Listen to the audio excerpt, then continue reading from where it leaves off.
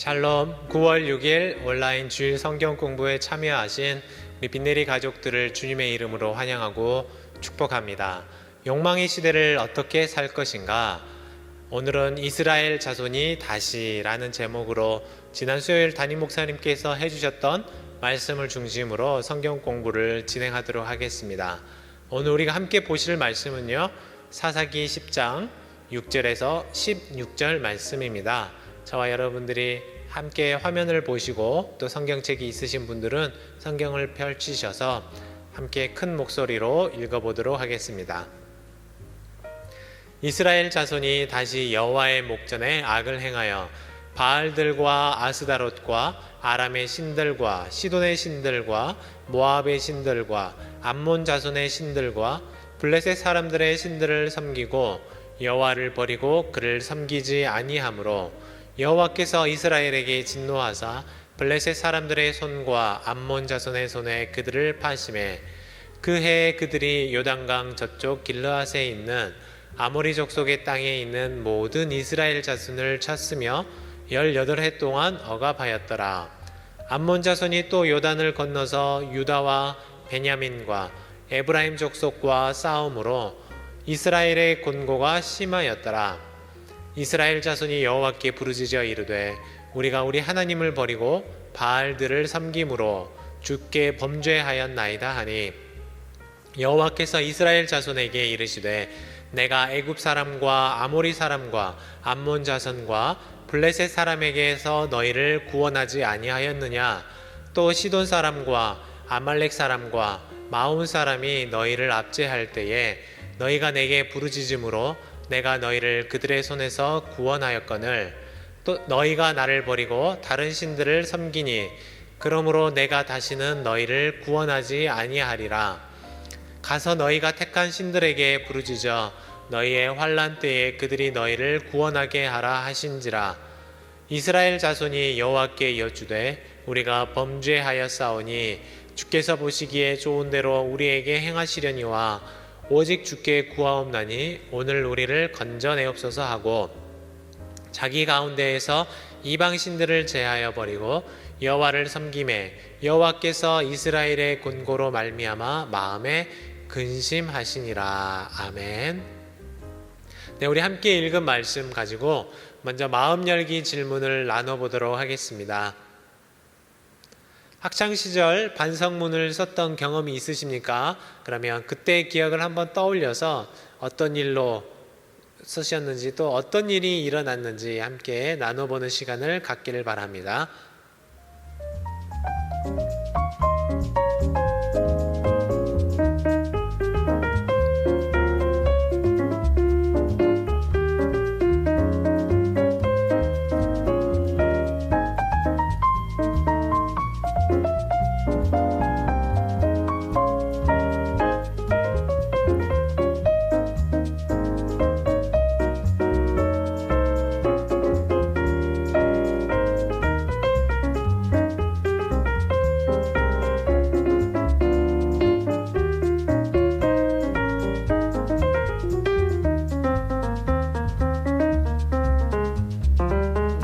경험을 나누어 보셨습니까?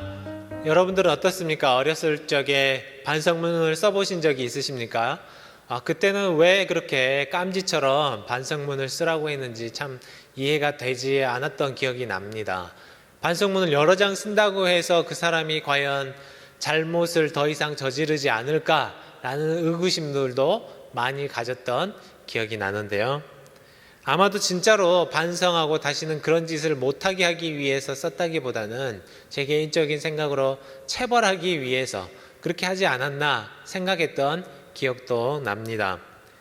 그런데 어떻습니까? 우리가 그렇게 열심히 손이 아프게 연필을 몇 번씩 깎아가면서 반성문을 쓴다고 해서 내가 또 다시 그 잘못을 저지르지 않았던 것은 아닌 것 같아요. 그런 것을 보면 나의 모습이, 우리의 인간이 얼마나 무지하고 또 어리석은가 한번 생각하게 되는 것 같습니다. 오늘 말씀 속에도 끝없이 반성문을 쓰고 잘못했다라고 말을 하지만 다시 한번 또 죄악을 저지르는 사람들이 등장합니다.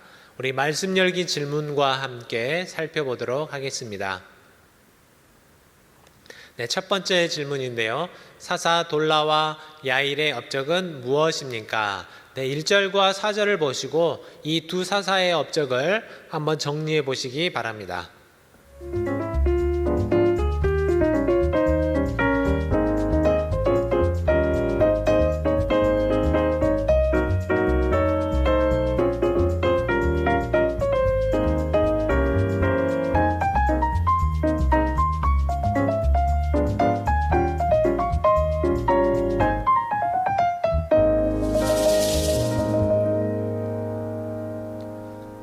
네, 답을 한번 찾아보셨습니까?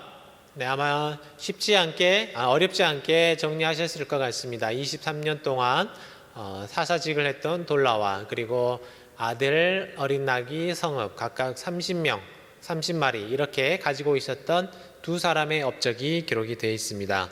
먼저 우리가 사사 돌라에 대해서 간단히 먼저 살펴보면 좋겠는데요. 그의 사역이 단 2절이 기록된 것에 그치고 있습니다.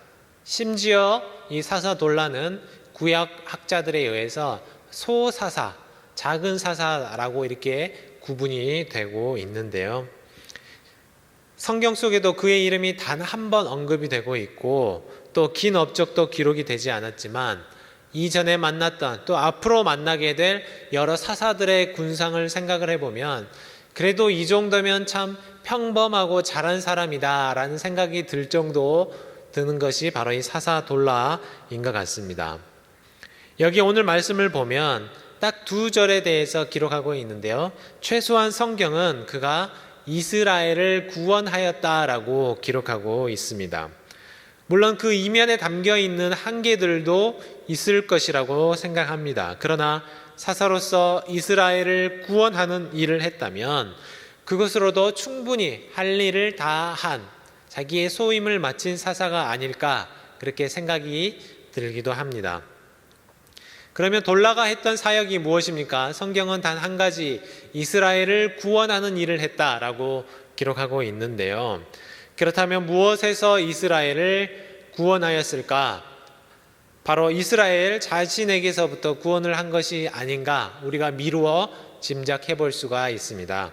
왜 그렇습니까? 다른 사람들처럼 이스라엘을 공격했던 사람들, 누가 그들을 압박하고 핍박했는지, 괴롭히고 약탈했는지 전혀 기록이 되고 있지 않기 때문입니다. 그 대신 성경은 어떻습니까? 사사 돌라와 관련된 이 10장 1절 바로 앞절의 상황을 보면 아비멜렉과 또 세겜 사람들에 의해서 일어났던 배신의 꼬리를 무는 그 악독했던 현장을 뒤로하고 새롭게 세워진 사람이 돌라였기 때문에 그 이스라엘 내부에 가득한 갈등, 분열, 싸움, 피비린내 나는 이 암투를 정리하고 이스라엘을 회복시킨 것을 두고 이스라엘을 구원한 것이다 라고 말한 것이 아닐까 생각해 보게 됩니다. 그래서 돌라의 사역은 피스메이커로서의 사역이었습니다. 그는 이스라엘 내부의 평화를 다지고 갈라진 틈을 메우는 그런 일을 한 것이죠. 돌라가 23년 동안 이스라엘에 사사로 있는 동안 더 이상 이스라엘은 어떠한 어려움도 없이 평화의 시대를 시작할 수 있었습니다. 그러면 다음으로 사사 돌라가 이룩한 구원의 역사에 이어서 누가 등장하죠? 길르앗 사람 사사 야일이라는 사람이 등장하고 있습니다. 22년 동안 사사의 역할을 했었는데요. 성경은 역시 마찬가지로 그가 했던 어떠한 특별한 업적도 기록하고 있지 않습니다. 돌라가 했던 이 한 문장도 기록하고 있지 않고 대신 독특하게도 4절 말씀에 보면 야일이 가지고 있었던 재산 목록을 기록하고 있는데요. 그게 참 특이합니다. 성경에 보니까요. 그에게 아들 30명이 있었고 어린 나귀가 30마리 그리고 30개의 성읍을 가지고 있었다라고 말하고 있습니다. 이것을 볼 때 야일이 또 그 가정이 그 가문이 굉장히 풍요로운 시대를 살았다는 것을 알 수가 있습니다. 자녀들이 나귀 한 마리를 다 가지고 성읍 하나씩 통치하고 있을 만큼 야일의 통치가 굉장히 뿌리 깊게 이스라엘 전체를 차지하고 있었다는 것을 알 수가 있죠. 그만큼 야일의 시대에 이스라엘은 경제적인 풍요를 누리고 있었다는 것입니다. 아마 그의 시대에는 딱히 어떤 침략이나 외부의 괴롭힘, 약탈이 없이 긴 시간을 보냈던 것 같은데요.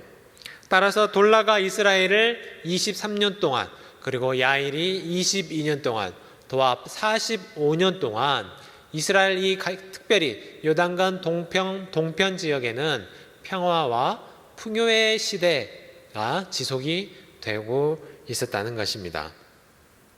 이스라엘과 한국은 참 여러모로 많이 닮아 있는 점이 있는데요. 그 중에서 가장 닮은 점이 무엇인지 아십니까? 바로 사방에 강력한 열강에 의해 둘러싸여 있다라는 점입니다. 한반도도 그래서 어떻습니까? 한반도의 역사를 보면 언제나 주변 열강들의 침략을 받고 괴롭힘을 받고 또 그런 전쟁의 역사로 가득 차 있는 것처럼 이스라엘 역시 마찬가지로 주변에 있는 여러 나라들로부터 끝없는 공격과 괴롭힘을 받으며 살아왔습니다. 그런 이스라엘 땅에 45년 동안이나 전쟁이 없고 침략이 없었다는 것은 풍요로울 뿐 아니라 꽤나 강성한 시기를 보냈다는 것을 알게 되는데요. 그러면 우리가 이런 배경 지식을 가지고 이번 질문을 함께 이어서 살펴보도록 하겠습니다. 45년간의 안정과 풍요의 시기에 이스라엘은 무엇을 하였습니까? 네, 6절 말씀을 보면서 함께 잠깐 답을 적어보시기 바랍니다.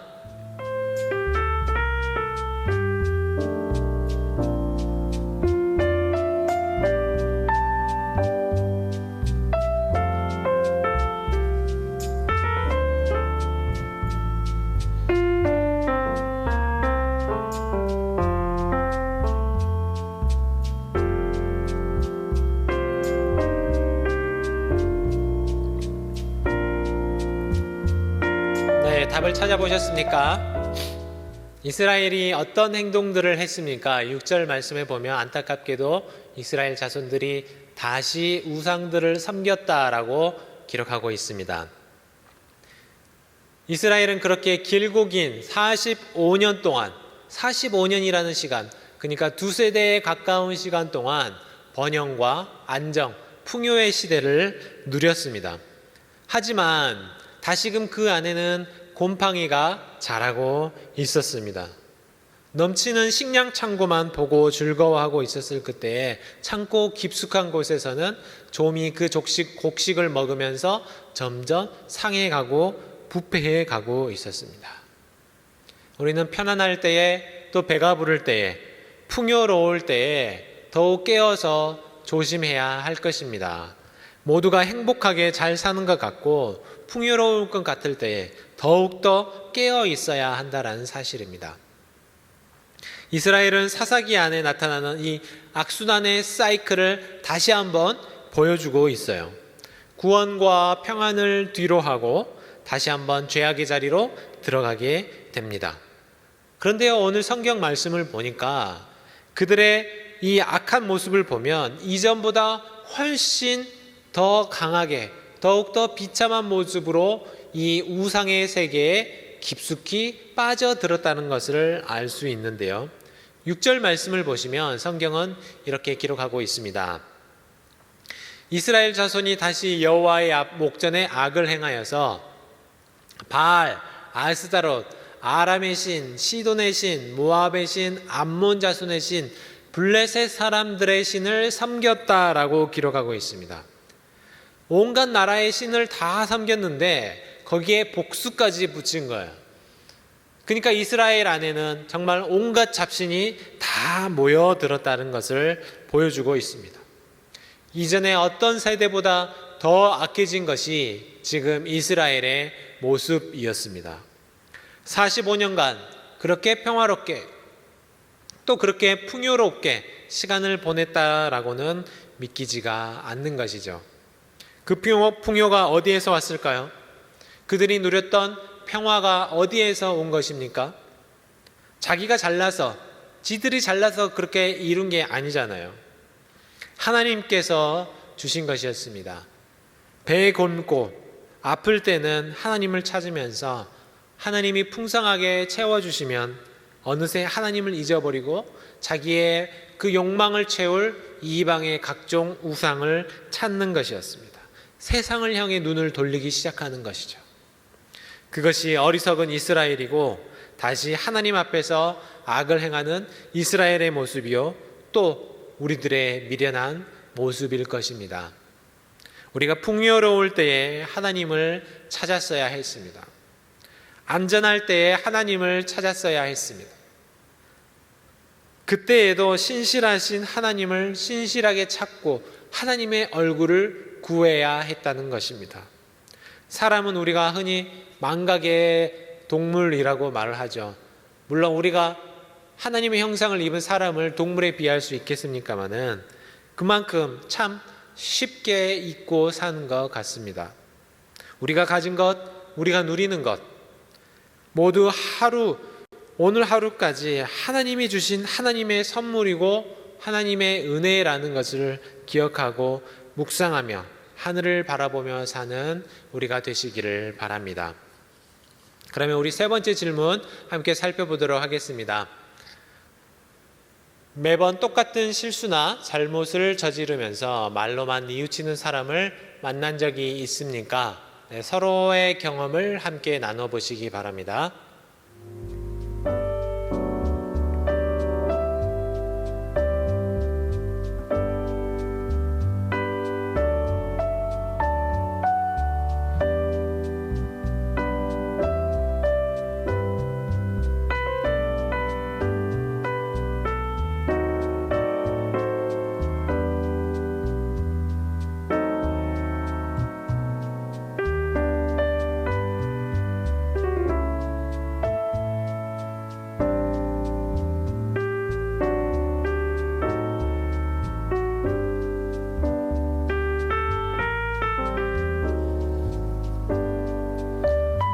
네, 함께 나누어 보셨습니까? 어떤 사람들을 보면 매번 같은 실수를 반복하고 똑같은 잘못을 저지르는 그런 사람들이 있습니다.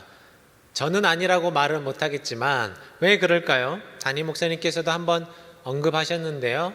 먼저 첫 번째로는 그 사람의 능력이 그거밖에 안 되기 때문에 그럴 수도 있습니다. 그러나 또 한 가지는 오늘 말씀 속에서 나타난 것처럼 진실된 뉘우침이 아니었기 때문입니다. 우리는 이스라엘의 이런 모습을 보면서 우리가 반면교사로 삼는 그런 지혜로운 사람들이 되기를 바라는데요. 사실 우리도 이스라엘과 같은 모습이 있지 않습니까? 평온할 때에는 어떻습니까? 하나님을 잊어버리는 것 같아요. 내 배가 따뜻하고 안전할 때, 부요할 때는 하나님을 쉽게 잊어버리는 것이 우리의 모습인 것 같습니다. 힘들 때가 되어야, 아파야, 또 가정에 문제가 생겨야 하나님을 찾고 있지는 않습니까? 우리가 평온할 때나 시련 가운데 있을 때나 언제나 하나님을 찾고 그 얼굴을 구하는 신실한 자들 되시기를 바랍니다. 우리 계속해서 네 번째 질문 우리 함께 살펴보도록 하겠습니다. 이스라엘에 대한 하나님의 심판은 무엇입니까? 네, 7절 말씀을 보시고 정리해 보시기 바랍니다.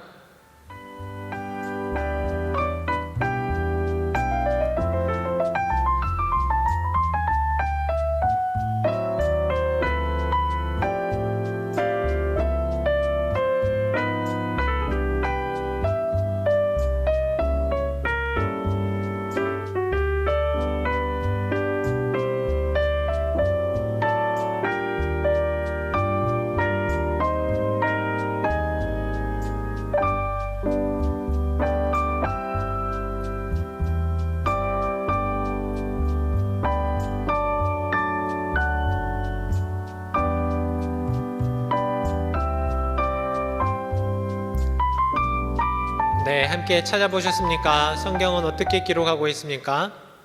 네, 블레셋 사람들과 암몬 자손의 손에 그들을 파하셨다고 기록하고 있습니다. 성경은 이제 아주 극단적인 단어를 사용해서 하나님의 심판을 기록하고 있습니다. 사사기의 대표적인 특징, 악순환의 사이클이라고 말씀을 드렸던 것처럼 이스라엘 백성들은 다시 한번 또 반복해서 죄에 빠지고 고통받다가 하나님께 간구하면 하나님이 사사들을 보내셔서 다시 구원해 주셨습니다. 그런데 이런 일이 계속 반복되는 거예요. 근데 안타까운 것은 사사기를 쭉 읽어가다 보면 이런 단순히 반복되는 이 사이클만이 아니라 이 사이클이 갈수록 더 심해지고 더 악해지고 있다는 것입니다. 하나님은 결국 그 넘치는 은혜와 사랑의 하나님이신데도 불구하고 반복해서 죄만 짓는 이스라엘을 그냥 두고 보실 수가 없었다는 것입니다. 결국 하나님은 이스라엘에 진노하시고 블레셋과 암몬 사람들에게 그 사람들을 통하여서 이스라엘을 심판하기로 하셨습니다. 성경은 하나님이 진노하셨다라고 표현을 하고 있습니다. 그래서 블레셋과 암몬의 손에 파셨다고 기록하는데요. 사랑하는 자기 백성에게 회초리를 들어야 하는 하나님 아버지의 그 마음을 생각해 보시겠습니까? 하나님은 그렇게라도 하셔야 했습니다.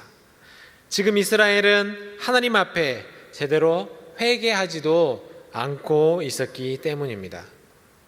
낭떠러지로 달려가는 열차에서 내려야 되지 않겠습니까? 내리지 않는다면 그것을 잡아서 끌어내려서라도 낭떠러지로 떨어지지 않도록 해야 할 것입니다.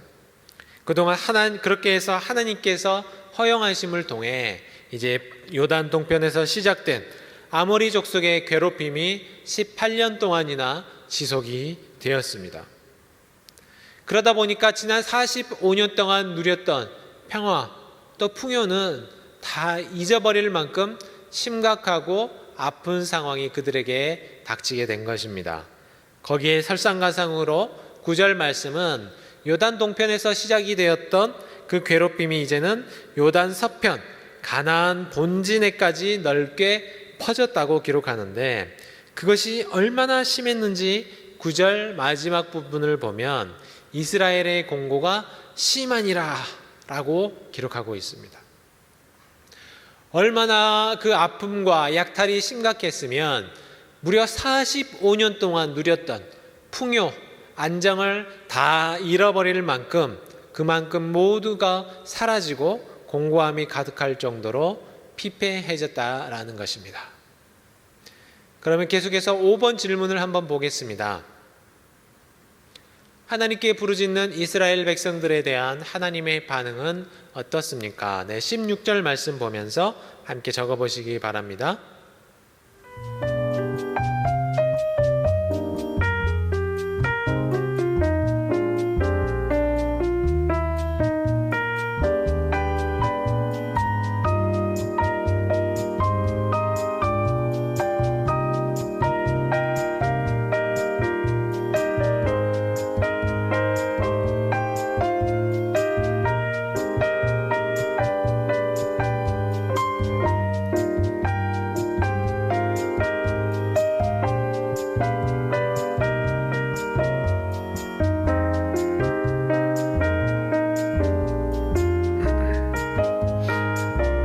함께 답을 찾아보셨습니까?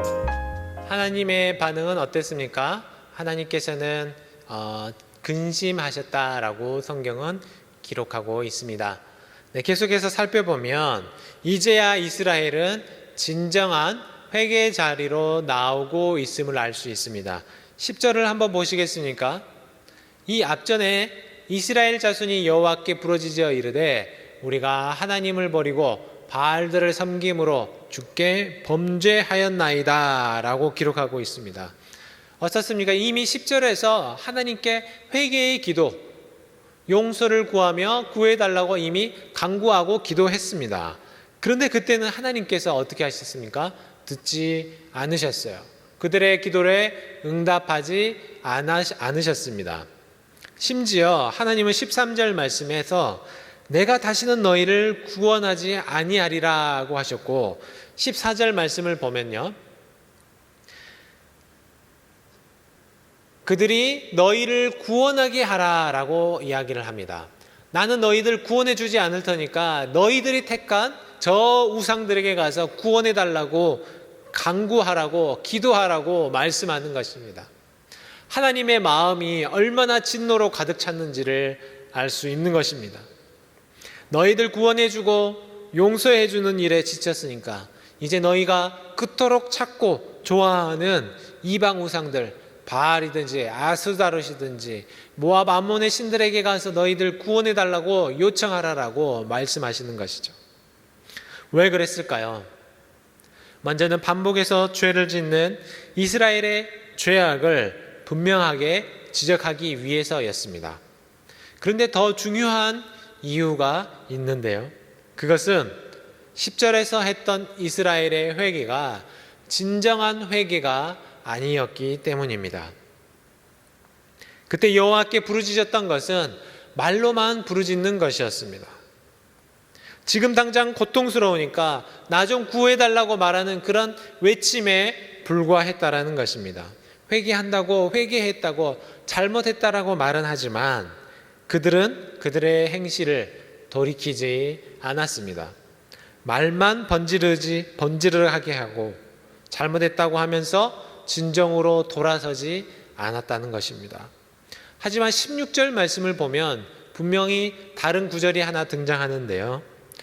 자기 가운데에서 이방 신들을 제하여 버리고 여호와를 섬기매.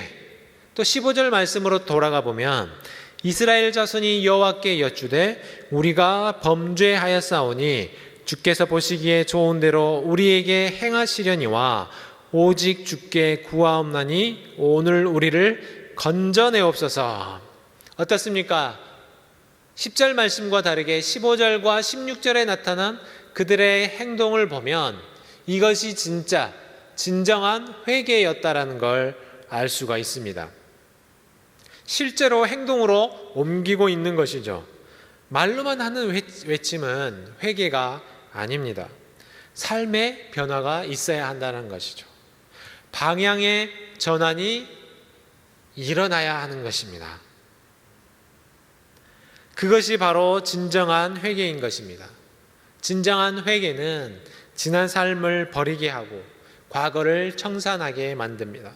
말로만 잘못했다라고 말하는 것, 그것은 진짜 회개가 아니라는 것입니다.